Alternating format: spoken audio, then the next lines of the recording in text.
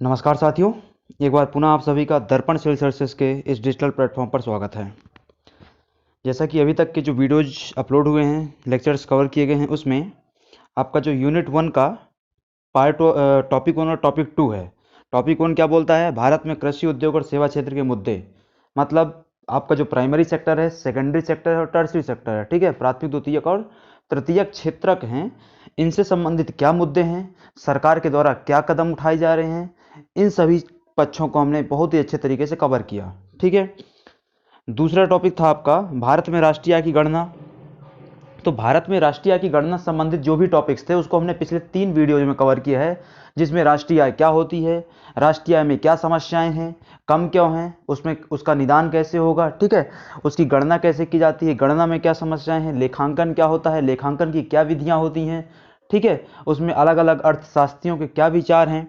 इन सभी चीज़ों को हमने बहुत ही अच्छे तरीके से विस्तार से होलिस्टिकली कवर किया है। आज से जो आपका टॉपिक चालू होगा वो है टॉपिक 3, जो क्या बोलता है आपका कि भारतीय रिजर्व बैंक और व्यापारिक बैंक के कार्य, वित्तीय समावेशन, मौद्रिक नीति। देखने को तो ये टॉपिक क्या है, थोड़ा सा एक लाइन में लिखा हो तो छोटा छोटा लग रहा है, पर जब आप भारतीय रिजर्व बैंक और व्यापारिक बैंक के कार्य को पढ़ने के जाएंगे तो एक तरीके से बहुत बड़ा टॉपिक है। जैसे हमने देखा कि यहाँ पे सिर्फ कृषि लिखा हुआ है, पर कृषि एक बहुत बड़ा टॉपिक हो जाता है। जैसे कि हमने टोटल जो अभी तक वीडियोज अपलोड हुए हैं, लगभग 42-43 वीडियोज हैं, ठीक है, औसतन देखा जाए तो लगभग आधे घंटे का एक वीडियो है औसतन रूप से। तो उसमें से लगभग लगभग आपका एक तरीके से 30 से 32 वीडियो सिर्फ किस चीज़ को कवर करते हैं? कृषि को। मतलब बहुत बड़ा टॉपिक है एक तरीके से। वैसे ही क्या आपका पूरा बैंकिंग सेक्टर एक बहुत बड़ा टॉपिक है, ठीक है। तो इसको हम सभी टॉपिक्स, इसके सभी पक्षों को कवर करेंगे। उसमें आपको परेशान होने की आवश्यकता नहीं है, आप बस पढ़ते जाइए, साथ में बने रहिए। इसके साथ ही इसमें जो टॉपिक कवर किया जाएगा कंटिन्यूएशन में, वो है आपका जो भारत की राजकोषीय नीति है, ठीक है। ये जो आपका चौथा टॉपिक क्या बोलता है? अच्छी कर प्रणाली क्या है, अप्रत्यक्ष कर, अप्रत्यक्ष कर क्या होता है, सब्सिडी क्या है। देखो, सब्सिडी वाला जो पॉइंट है इसको हमने कृषि में कवर कर चुके हैं, ठीक है, इसलिए अब आपको ये अलग से नहीं कराया जाएगा। सब्सिडी क्या होती है, प्रत्यक्ष सब्सिडी क्या होती है, उसके क्या फ़ायदे नुकसान हैं, अप्रत्यक्ष सब्सिडी क्या होती है, उसके क्या फ़ायदे नुकसान हैं, ठीक है, डब्ल्यूटीओ की सब्सिडी क्या होती है, सब्सिडी को कैसे कम किया जाना चाहिए, कम किया जाना चाहिए या नहीं किया जाना चाहिए। इन सभी पक्षों को हमने बहुत ही एक तरीके से विस्तार से कवर किया हुआ है कृषि के अंदर। तो कृषि आपको अलग से नहीं कराया जाएगा। बाकी यहाँ पे आपको जो राजकोषीय नीति है, राजकोषीय नीति का एक अंग होता है कर प्रणाली, ठीक है। तो ये सभी टॉपिक आपके इस एक साथ कवर किए जाएंगे, जिसमें आपका मौद्रिक नीति, बैंकिंग सेक्टर और राजकोषीय नीति, आपका कर प्रणाली एक साथ होगा, ठीक है। तो आप लोग साथ बने रहिए। चालू करते हैं टॉपिक को। आज के टॉपिक में जो आपको पहला टॉपिक का पहला बिंदु रहेगा वो है भारतीय वित्तीय प्रणाली क्या होती है, इस वित्तीय प्रणाली के क्या अंग होते हैं, उन अंगों में क्या क्या चीज़ें आती हैं, उन सभी को हम आगे चल के विस्तार से समझेंगे, ठीक है। तो सबसे पहले देखते हैं भारतीय वित्तीय प्रणाली क्या होती है ना। तो भारतीय वित्तीय प्रणाली क्या बोलते हैं, अगर परिभाषा के तौर पे देखा जाए तो वित्तीय प्रणाली से आशय उन संस्थानों और विलेखों से, विलेख मतलब क्या होता है? इंस्ट्रूमेंट्स, उपकरण, ठीक है। तो यह व्यवस्था उस संस्थान या उस विलेख से मतलब रखती है जो अर्थव्यवस्था में बचत को बढ़ाते हैं और जो आपकी पूंजी होती है उसके कुशलतम प्रयोग में क्या करते हैं, भूमिका निभाते हैं, उसके कुशलतम प्रयोग को सुनिश्चित करते हैं। मतलब एक ऐसी व्यवस्था, एक ऐसी प्रक्रिया, ठीक है, एक ऐसा संस्थान जो हमारी पूंजी के कुशलतम उपयोग को सुनिश्चित करता है। कैसे करता है? वो सुनिश्चितता कैसे आती है? विलेखों के माध्यम से, कुछ इंस्ट्रूमेंट के माध्यम से, ठीक है। जैसे अगर आप मौद्रिक नीति पढ़ेंगे तो मौद्रिक नीति में वो विलेख किस नाम से जाने जाते हैं? Repo rate, reverse repo rate, CRR, SLR, ठीक है, इस नाम से जाने जाते हैं। अगर आप राजकोषीय नीति पढ़ेंगे तो राजकोषीय नीति में वही विलेख किस नाम से जाने जाएंगे? आपका टैक्सेशन पॉलिसी जो आती है आपकी, उसके नाम से जाते हैं, बॉन्ड वगैरह आदि के रूप में देखा जाता है, ठीक है। शेयर मार्केट में अगर आप जाएंगे, पूंजी बाजार में जाएंगे तो उसके लिए अलग विलेख हो जाते हैं, बॉन्ड वगैरह हो जाता है, ठीक है, आपका शेयर वगैरह हो जाते हैं, उस नाम से जाना जाता है। तो हर एक तरीके का जो बाजार होता है, वित्तीय बाजार, उसमें अलग अलग विलेख पाए जाते हैं, ठीक है। बाजार कितने प्रकार के होते हैं वित्तीय बाजार, वो हम आगे देखते हैं। तो अभी पहले समझ में आ गया आपको कि वित्तीय प्रणाली क्या होती है। तो एक ऐसी व्यवस्था, ऐसी संस्था जहाँ पे हमारे पूंजी के एक क्या बोलते हैं उसको, कुशलतम प्रयोग को सुनिश्चित किया जाता है। कैसे? तो विलेखों के माध्यम से, ठीक है।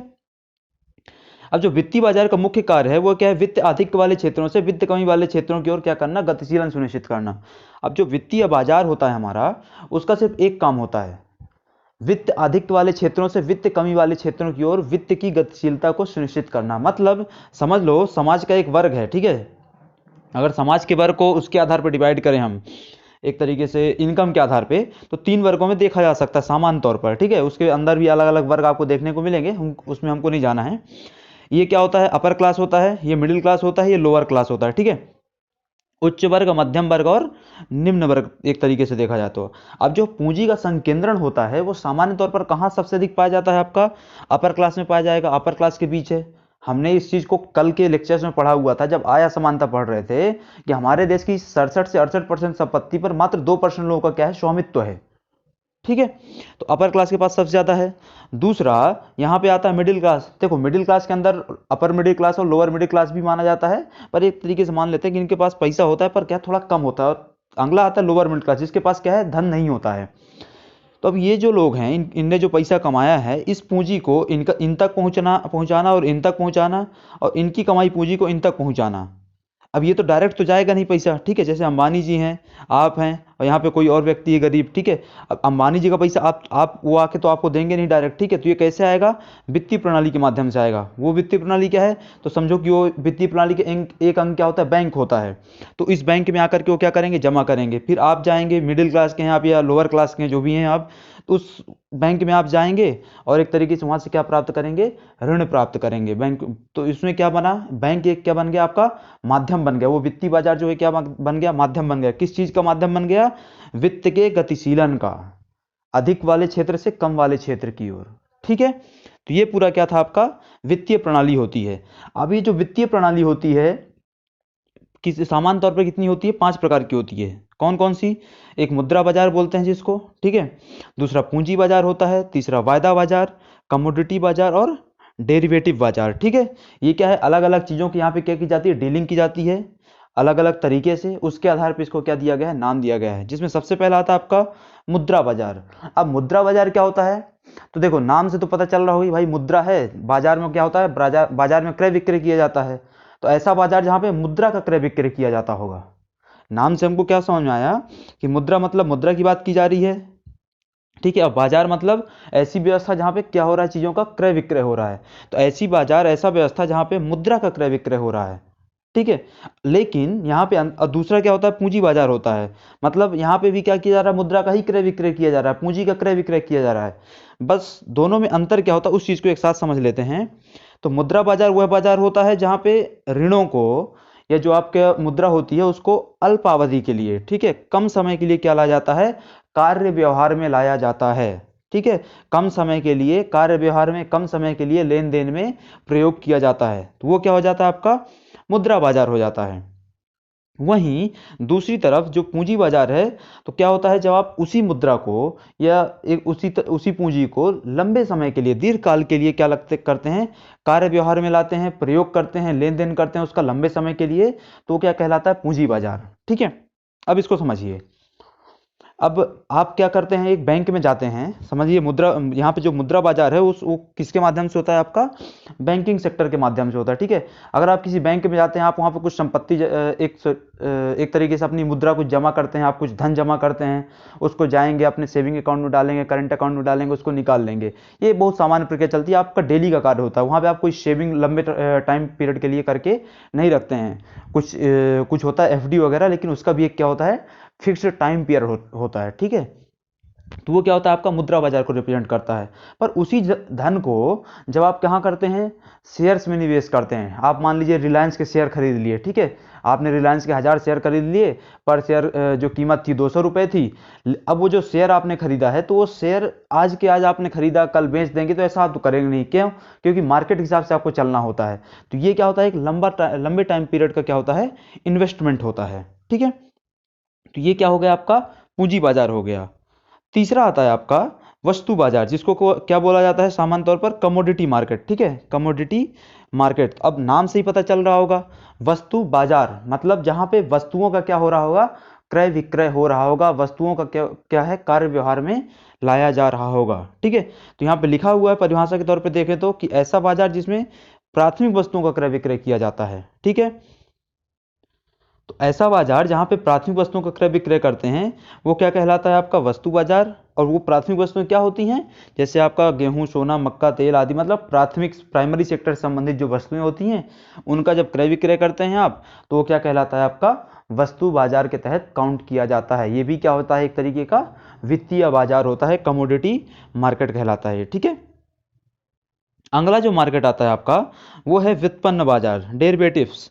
देखिए नाम से ही पता चल रहा है यहाँ पे क्या किया जाएगा, डेरिवेटिव्स का क्या किया जाएगा, व्यापार किया जाएगा। डेरिवेटिव्स को कार्य व्यवहार में लाया जाएगा, उनका क्रय विक्रय होगा, उनका लेन देन होगा। बस अब प्रश्न यहाँ उठता है कि डेरिवेटिव्स क्या होते हैं।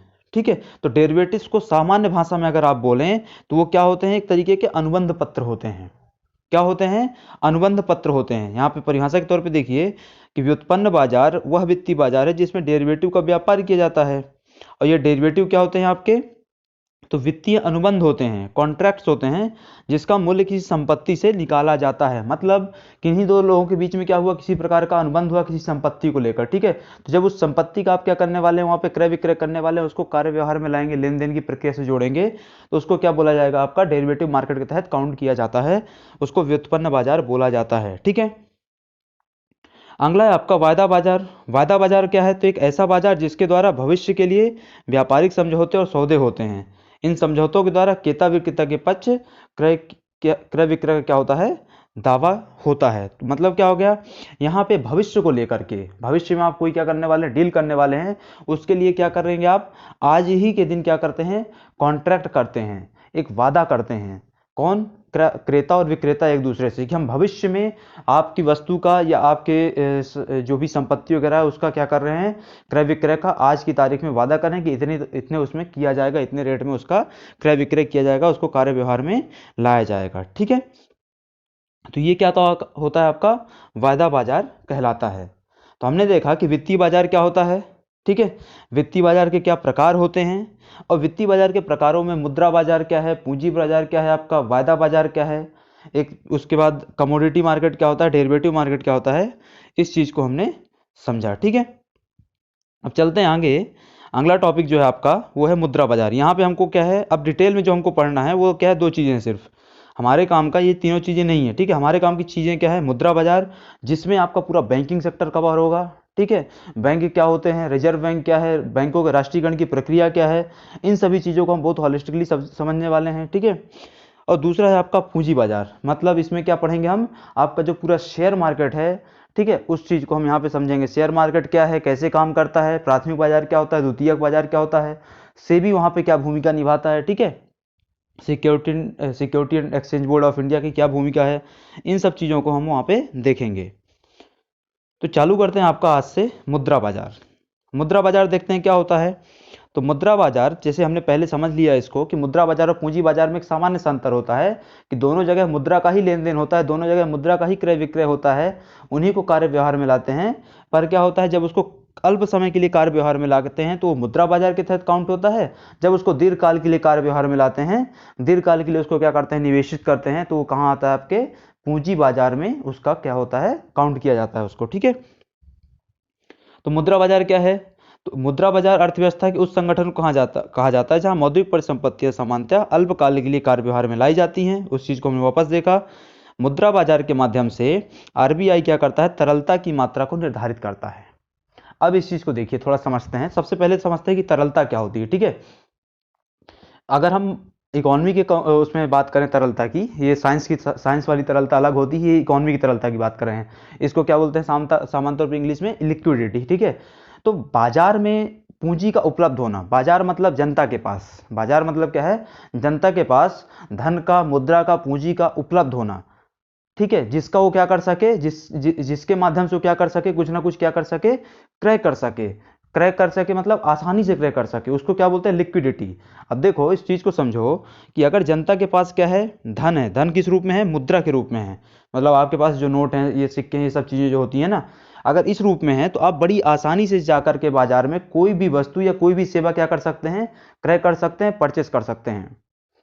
मतलब इसका क्या कहा जाएगा, बाजार में लिक्विडिटी, तरलता बहुत ज्यादा है। ठीक है, पर अगर वही जो मुद्रा है, वही जो धन है आपके पास, वो क्या है, वो धन आपके पास मुद्रा के रूप में ना होकर के किस रूप में हो, आपके पास अनुबंधों के रूप में हो। ठीक है, मतलब बॉन्ड्स के रूप में हो, शेयर्स के रूप में हो, तो क्या तब भी आप उन्हीं वस्तुओं और सेवाओं को उतनी ही आसानी से परचेस कर पाएंगे? इसको समझिए कि आपके पास क्या है, 1000 रुपये हैं, आपके पास 1000 रुपये का नोट है, 1000 रुपये का 1000 रुपये के 500-500 के 2 नोट हैं, आपको कोई भी वस्तु सेवा चाहिए थी, आप बाजार में गए और बड़ी आसानी से उस वस्तु सेवा क्या कर लिए, परचेस कर लिए। पर अगर आपके पास उसी 1000 रुपये का क्या हो, शेयर हो, या उसी 1000 रुपये का क्या हो, आपके पास बॉन्ड हो, बॉन्ड शेयर वगैरह क्या होते हैं आगे हम आने वाली क्लासेस में इसको समझेंगे, है ना। तो अगर आपके पास उसी 1000 रुपये का बॉन्ड या शेयर हो, आप सामने वाले व्यक्ति के पास जाएं बाजार में कि मुझे 1000 रुपये का आप क्या दे दीजिए, कोई वस्तु दे दीजिए, कोई सेवा प्रदान कर दीजिए, तो सामने वाला व्यक्ति आपको प्रदान नहीं करेगा। ठीक है, तो ये चीज़ कहाँ आती है, तरलता के तहत काउंट की जाती है। और तरलता कैसे होती है, कितना ज़्यादा आप क्या है, मुद्रा के फॉर्म में चीज़ों को प्रयोग कर रहे हैं अपनी संपत्ति को। ठीक है, तो मुद्रा बाजार में तरलता कौन निश्चित करता है, आपका किसका दायित्व होता है, आरबीआई का दायित्व होता है। ठीक है, भारतीय मुद्रा बाजार में रिजर्व बैंक को केंद्रीय स्थान प्राप्त है, क्योंकि वही देश की शाख क्या करता है, नियंत्रण और नियमन करता है। ठीक है, तो हमारा यहाँ जो मुद्रा बाजार है, मुद्रा बाजार का एक तरीके से क्या बोलना चाहिए, कंट्रोलर और रेगुलेटर। ठीक है, नियंत्रणकर्ता और नियमनकर्ता कौन है, भारतीय रिजर्व बैंक है। हमारा जो केंद्रीय बैंक है वही उसको क्या है, पूरे अधिकार प्राप्त हैं। वहीं पे जब आप कहाँ जाएंगे, पूंजी बाजार में जाएंगे, तो पूंजी बाजार का नियंत्रणकर्ता नियमनकर्ता कौन है, आपका सेबी है। कौन है, SEBI, security and exchange board of India, आपका वहां पे उसका नियंत्रणकर्ता बन जाता है। ठीक है, तो ये क्या था, आपका मुद्रा बाजार था। अब देखते हैं हमारा जो भारतीय मुद्रा बाजार है वो 2 क्षेत्र उसमें बटा हुआ है एक तरीके से प्रकारों में। ठीक है, वो 2 प्रकार क्या हैं, तो एक संगठित मुद्रा बाजार है, दूसरा असंगठित मुद्रा बाजार है। संगठित और असंगठित चीज़ें क्या होती है, इस चीज़ को हमने पहले भी समझ चुके हैं कि जो क्या है, सरकार के नियमों के तहत बहुत ज़्यादा एक तरीके से नियमित होते हैं, नियंत्रण में रहते हैं, उसके तहत काम करते हैं, तो संगठित के तहत आ जाते हैं। जो उसके पेरीफेरी के बाहर काम करते हैं वो क्या कहलाते हैं, आपके असंगठित के तहत काउंट किए जाते हैं। ठीक है, सामान्य तौर पे परिभाषक तौर पे देख लेते हैं, ये सब आपको 3 नंबर में पूछा जा सकता है, क्या होता है संगठित मुद्रा बाजार। तो इसके अंतर्गत भारतीय रिजर्व बैंक द्वारा नियंत्रित बैंकों को रखा जाता है। ये समान तथा एक संरचना नियमों आदि का क्या करते हैं, पालन करते हैं। सीधी सी बात है, आपके यहाँ पे जितना भी बैंकिंग सेक्टर चल रहा है, फॉर्मल बैंकिंग सेक्टर, जहाँ पे आपका हमारा सबका खाता खुलता है, ठीक है, वो किसके तहत आ जाता है, आपका संगठित मुद्रा बाजार के तहत आता है।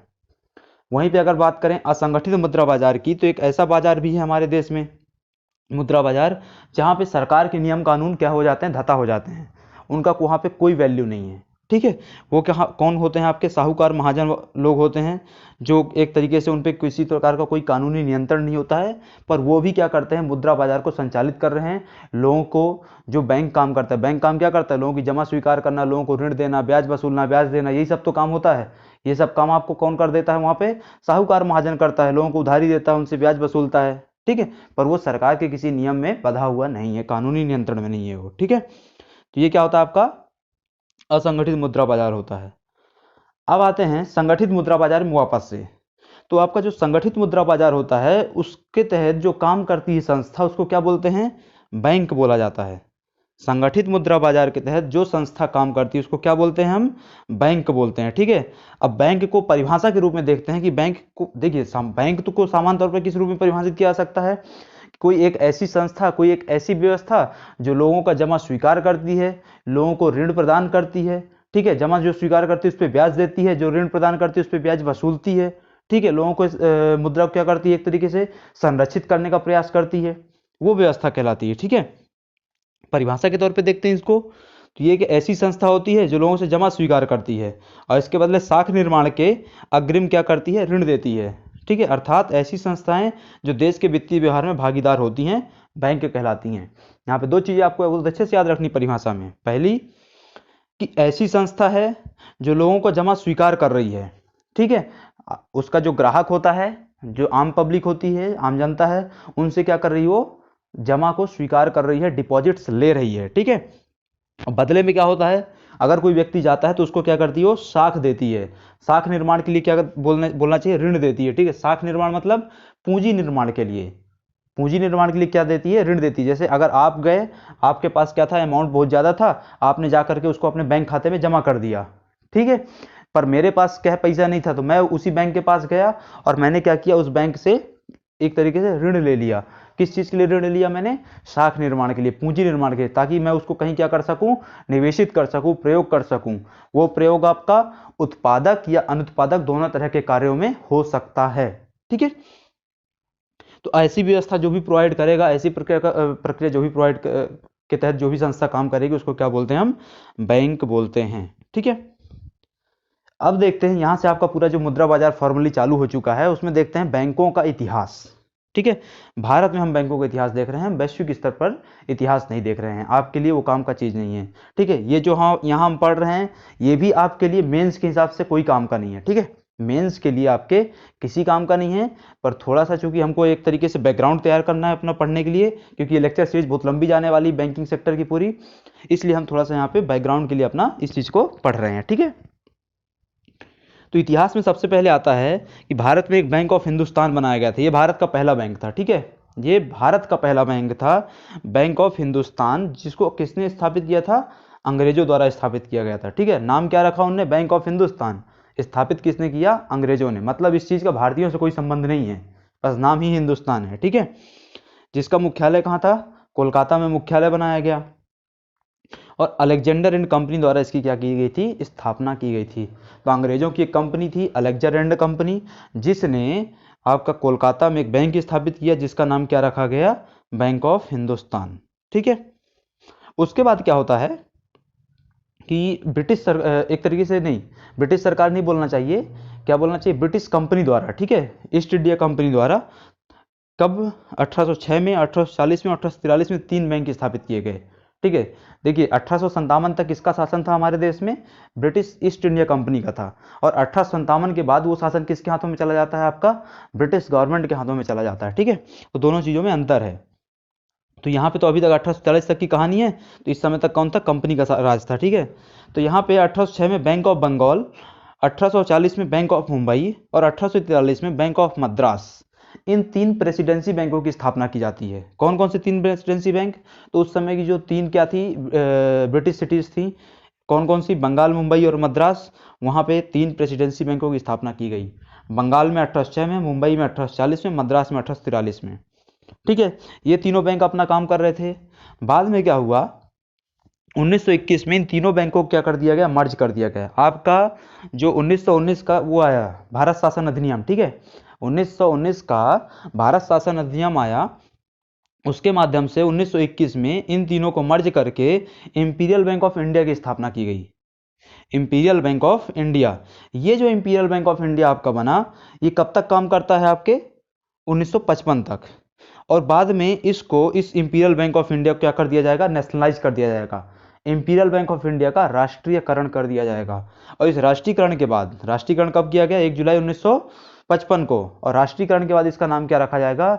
भारतीय state bank, state bank of India, SBI। ठीक है, भारत का सबसे बड़ा बैंक है आज की तारीख में। ठीक है, तो ये इस प्रकार से क्या हुआ? भारतीय स्टेट बैंक की स्थापना हुई 1 जुलाई 1955 को, आपको याद रखना है। ठीक है, तो ये क्या थी? उस समय की कहानी हो गई। इसके अलावा कुछ और बैंक स्थापित हुए अलग अलग टाइम पीरियड में। उसमें क्या है आपका? Awadh commercial bank, Awadh commercial bank या अवध कमर्शियल बैंक भी बोला जाता है इसको, 1881 में स्थापित किया गया। फिर आता है आपका पंजाब नेशनल बैंक, ये 1894 में स्थापित कर दिया गया। ये क्या था? प्रथम पूर्ण भारतीय बैंक था। ठीक है, ये कैसा था? प्रथम पूर्ण भारतीय बैंक था, जिसको भारत के 2 लोगों द्वारा स्थापित किया गया, भारतीय पूंजी के माध्यम से स्थापित किया गया, और भारतीय लोगों के नियंत्रण में था ये। ठीक है, इसके अलावा आपका 1865 में इलाहाबाद बैंक स्थापित हुआ, जो आज भी संचालित है। ठीक है, अब उसका मर्जर हो चुका है, पर आज भी संचालित है। ठीक है, और फिर बाद में क्या होता है? एक RBI बनता है। तो RBI कैसे बना, उस चीज को समझ लेते हैं पहले। ठीक है, तो देखो 1930 में एक क्या बनाई गई थी? समिति बनाई गई थी। उस समिति का नाम क्या था? केंद्रीय बैंकिंग जांच समिति। क्या नाम था? केंद्रीय बैंकिंग जांच समिति। ये प्री के लिए बहुत ज्यादा इंपॉर्टेंट फैक्ट्स है आपके लिए, अच्छे से याद रखिएगा। 1930 में एक समिति बनी, क्या नाम था? केंद्रीय बैंकिंग जांच समिति। उस समिति का अध्यक्ष कौन था? Hilton young. उस समिति का अध्यक्ष कौन था? Hilton young. इस कारण 1930 की इस केंद्रीय बैंकिंग जांच समिति को क्या, किस नाम से भी जाना जाता है? हिल्टन यंग समिति के नाम से भी जाना जाता है। ठीक है, इस हिल्टन यंग समिति के सुझाव पर 1 अप्रैल 1935 को क्या लाया गया आपका आरबीआई अधिनियम 1934 के माध्यम से आरबीआई की स्थापना की गई। फिर से समझ लीजिए, 1930 की जो केंद्रीय बैंक जांच समिति थी, जिसको हिल्टन यंग समिति भी बोलते हैं, उसकी अनुशंसा पर 1 अप्रैल 1935 को आरबीआई की स्थापना की गई। कब स्थापना की गई? 1 अप्रैल 1935 को। और आरबीआई की जो स्थापना हुई वो एक अधिनियम के तहत हुई। वो अधिनियम का नाम क्या था? आरबीआई अधिनियम। कब आया था वो? 1934 में आया था। ठीक है, तो आज की तारीख में भी हमारा जो आरबीआई संचालित है, उसको जो पावर्स मिलती हैं वो कहाँ से मिलती हैं? आरबीआई अधिनियम 1934 से मिलती हैं। ठीक है, आज की तारीख में भी हमारा बैंक उसी अधिनियम से संचालित है। अब ये तो चूंकि क्या हो गया आपका, अंग्रेजों के ज़माने में स्थापित हो गया। बाद में 47 में क्या हो जाएगा अपना देश, एक तरीके से अंग्रेजों के उसमें से आज़ाद होगा। ठीक है, तो उसके बाद उसका क्या किया जाएगा? राष्ट्रीयकरण किया जाएगा। तो ये राष्ट्रीयकरण कब हुआ? नेशनलाइजेशन तो 1 जनवरी 1949 को। ठीक है, 1 जुलाई 1955 को आपका एसबीआई का राष्ट्रीयकरण किया गया। एक तरीके से इंपीरियल बैंक ऑफ इंडिया का राष्ट्रीयकरण करके एसबीआई बनाया गया। और 1 जनवरी 1949 को आरबीआई का राष्ट्रीयकरण कर दिया गया। तो ये क्या था दोस्तों, आपके यहाँ पे पूरा बैंकों का एक तरीके से इतिहास था। ठीक है, तो आज के इसमें हमने लेक्चर में क्या देखा कि आपके यहाँ पे भारतीय वित्तीय प्रणाली क्या होती है, उसके क्या प्रकार होते हैं, उसमें मुद्रा बाजार को हमने जो बेसिक्स होता है उसके बारे में जाना। आगे के लेक्चर्स में मुद्रा बाजार को आगे कंटिन्यू करेंगे। तो मिलते हैं आपसे अगले लेक्चर में, तब तक के लिए आप सभी का धन्यवाद।